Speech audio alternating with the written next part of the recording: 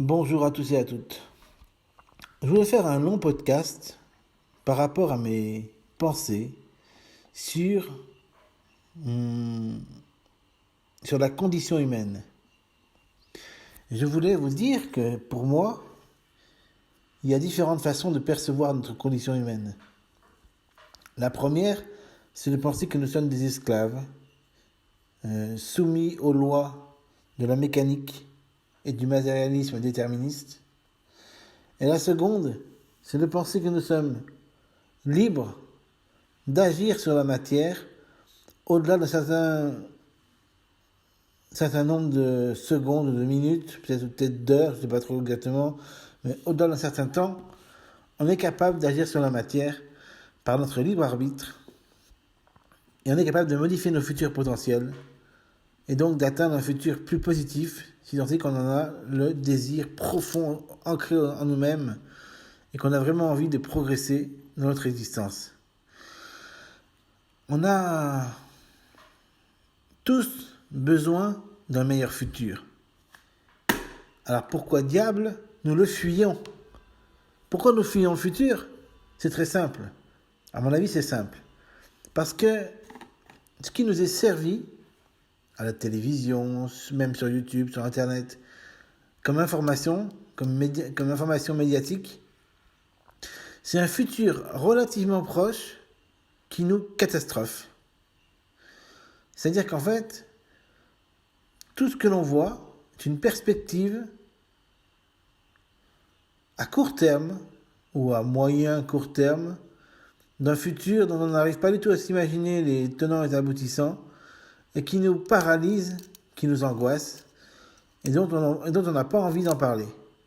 Si bien que des jeunes personnes qui ont fait des sondages ont écrit à 10 ou 15% qu'ils ne souhaitaient pas vivre le futur qu'ils auraient à vivre. Tandis que des personnes jeunes également voulaient revivre le passé, préféraient revivre le passé que vivre le futur. Vous rendez-vous compte dans quel monde nous nous trouvons, dans quel monde perceptif nous nous trouvons? Les gens préfèrent le passé au futur, mais vous vous rendez compte? Si nous allions chez le dentiste il y a 10 ans ou il y a 20 ans, nous souffririons la torture comparée à aujourd'hui. Rien que pour ça, retourner dans le passé n'aurait pas de sens. Pourtant, des gens préfèrent aller dans le passé que dans le futur. Je ne dis pas que le passé est mauvais, il y a plein de choses dans le passé qui seraient géniales. Par exemple, voir la venue de Jésus, des choses comme ça serait incroyable. Mais le passé n'est pas que bien. Et il y a eu beaucoup de progrès technologiques, de confort, etc. Au cours du temps, qui fait qu'en fait, grâce au progrès, on vit de manière beaucoup plus confortable et beaucoup plus royale. On vit comme des rois comparé à autrefois. Autrefois, un roi n'aurait eu que 1% de ce que nous avons aujourd'hui. Donc il faut quand même se rendre compte qu'on a une chance énorme dans ce monde dans lequel nous vivons. Pourtant, nous avons peur du futur, alors que le futur devrait être du progrès. Pourquoi nous ne pouvons pas admettre que le futur aura une progression par rapport au présent actuel? C'est la grande question. Ben, je vous le dis, c'est parce que les médias nous desservent constamment des visions du futur qui sont nocives pour notre esprit, pour notre mental, pour notre âme, je dirais même. Parce qu'ils nous desservent que le fait que le changement climatique, que le virus, que tout ce qui s'ensuit, ça va être catastrophique si on ne fait pas ce qu'il faut. Mais du coup, les gens ne savent pas ce qu'il faut faire. Personne ne sait ce qu'il faut faire. Et on est dans une impasse colossale. Et tout le monde se plaint, alors que les gens devraient plutôt imaginer un meilleur futur. L'imagination, la créativité, c'est ce qui nous manque. Et ça, je voulais dénoncer ce truc dans cette vidéo. Nous avons besoin d'inspiration, de créativité et d'imagination. Énormément dans ce monde dans lequel nous vivons, parce que nous vivons que ancrés dans le présent, avec une nostalgie du passé. C'est vraiment quelque chose d'atypique que nous vivons actuellement par rapport aux années précédentes, où nous imaginions l'an 2000, par exemple, quand on était en 1955, on imaginait en 1960, on va dire. On imaginait l'an 2000. Alors que maintenant, on visualise même pas le monde 40 ans plus tard. On a tellement peur de ce monde qu'on ne le visualise pas. Pourtant, il faudrait l'imaginer. Parce que c'est en l'imaginant qu'on va le changer, ce monde. Voilà pourquoi j'ai voulu faire ce podcast. Je voulais vous inciter à imaginer un meilleur futur. Donc, qu'est-ce que moi j'envisage pour le futur ? Humblement, bien entendu. J'envisage un futur dans lequel nous nous projetons déjà, premièrement. Nous nous projetons vers un meilleur futur. Qu'est-ce que nous pouvons voir dans ce futur ? Il y a eu d'énormes séries qui ont été faites à ce sujet, au sujet du progrès que nous pourrions faire génétiquement, de manière naturelle évidemment, pas artificielle. Je ne parle pas d'être un robot qui se met à voler ou machin comme ça. Moi je parle d'un être humain qui se met à léviter parce qu'il a réussi à défier les lois de la gravité par sa conscience élevée. Ça paraît incroyable. Et si ça existait dans le futur ? Si notre génétique progressait au point qu'on puisse léviter. Après tout, Jésus-Christ lévitait. Sur l'eau, il marchait sur l'eau. Donc, est-ce que nous ne pourrions pas marcher sur l'eau dans le futur ? Question que je me pose. Des questions comme ça, c'est ça qu'il faudrait se poser. Au lieu de se dire qu'on est des gens terre à terre, scientifiques, on n'a pas une vision large du monde, du progrès qu'on pourrait faire naturellement. On pourrait faire de la télépathie. Des tas de gens font de la télépathie actuellement. Il faut se renseigner aussi. Mais simplement, c'est un peu caché, c'est mis sous clé parce que on veut pas que ces gens-là deviennent des animaux de foire. Donc c'est pour ça que faut se rendre compte que si on progresse génétiquement et naturellement, on peut devenir des télépathes, des télékinésistes, des influenceurs, on peut devenir des gens qui lévitent, on peut devenir des gens qui guérissent avec leurs mains les autres, on peut devenir des gens qui guérissent avec les autres par le chant, par la danse, par toutes les formes d'art. On peut devenir des véritables guérisseurs. Et ça, il ne faut pas l'oublier. Si nous devenions des véritables guérisseurs, toute la planète serait guérie beaucoup plus rapidement et facilement et efficacement. Et nous y compris. Donc il ne faut pas se leurrer.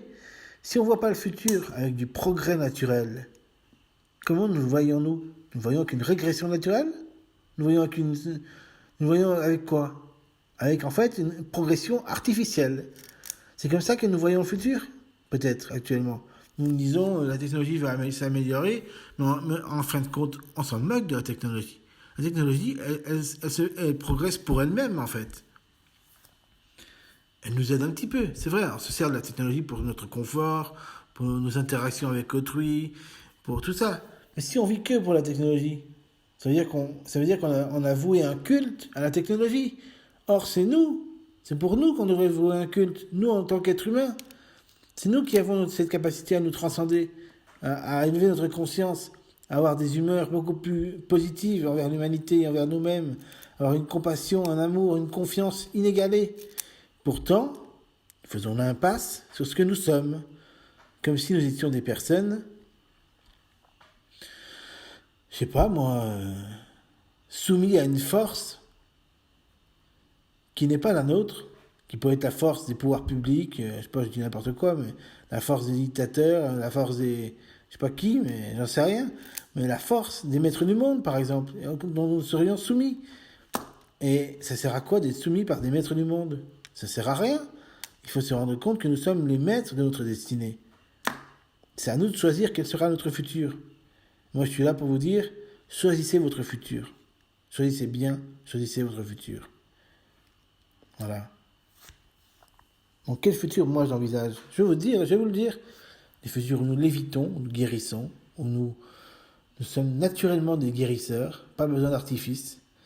Pas besoin d'artifice pour pouvoir chanter de manière très belle, pour pouvoir enjoliver le monde avec nos chants, avec ce que vous imaginez d'autre. La technologie sera un moyen de ne pas oublier nos mémoires artificielles, mais surtout, elle permettra de mettre en relation les gens de manière artificielle. Moi, je pense que la technologie, c'est une impasse. Je peux me tromper, mais j'ai l'impression que plus on va vite, plus on oublie qui on est dans la lenteur. Et ça, c'est le problème de la technologie, c'est qu'elle nous fait aller toujours plus vite. Encore aussi, mais bon, on va prendre des fusées pour aller au Brésil plus tard. On va prendre des fusées, on va se déplacer en 2 minutes, en 5 minutes au Brésil, grâce à une grosse fusée immense. Mais qu'allons-nous gagner à aller aussi vite ? Le voyage, c'est un plaisir pour l'âme.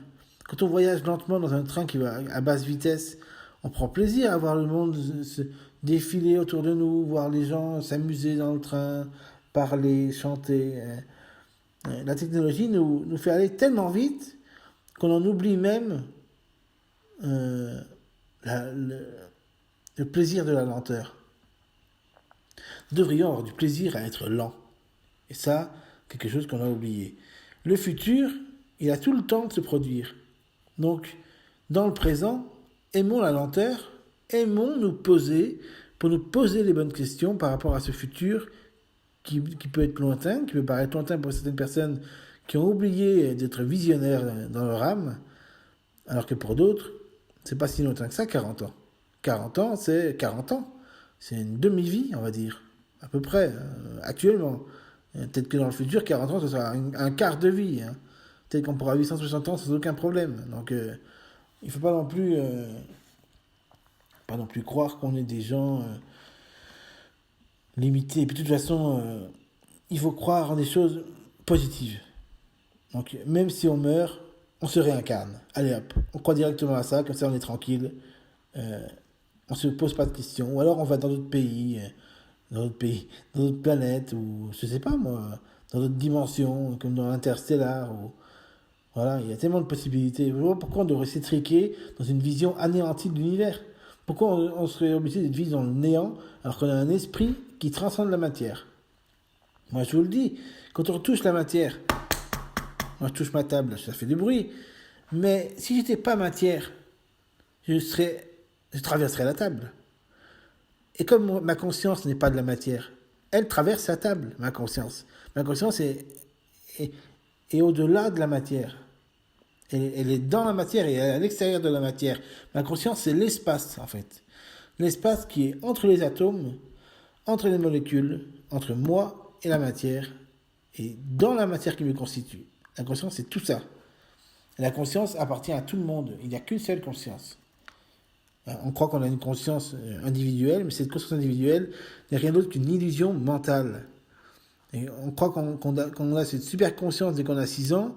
Cette super conscience n'est rien d'autre qu'un cerveau élaboré qui fait des distinctions analytiques entre chaque chose que nous observons. Alors que la véritable conscience, elle, n'a pas besoin de faire de distinctions analytiques entre les choses. Elle unifie tout dans une même réalité. Mais ça, j'en ai déjà parlé dans mes vidéos, donc c'est pas la peine d'en reparler trop. Voilà un peu l'idée. Donc, le futur que nous devons imaginer, c'est un futur positif, vers lequel nous allons. Pour cela, il faut progresser. Quand on progresse, il faut sacrifier du temps. Et pour sacrifier du temps, il faut vivre sa vie de manière, pas sacrificielle entièrement, mais au moins un petit peu sacrificielle. Parce que si on sacrifie rien, si on fait aucun effort, si on prend pas le temps de faire des choses un peu difficiles pour aboutir à des résultats dont on aura progressé, comment pouvons-nous imaginer des futurs positifs? C'est impossible. Si on vit en se prélassant dans le présent, sans aucun objectif, comment on peut y arriver? C'est impossible. Donc, pour vivre un futur incroyablement génial, il faut qu'on progresse tous, humainement, technologiquement un petit peu, et naturellement. Sur ce, je vous laisse. Bye. Mon ami, fais-moi un don pour une dédicace prioritaire. Une contrepartie sur Tipeee. Bye.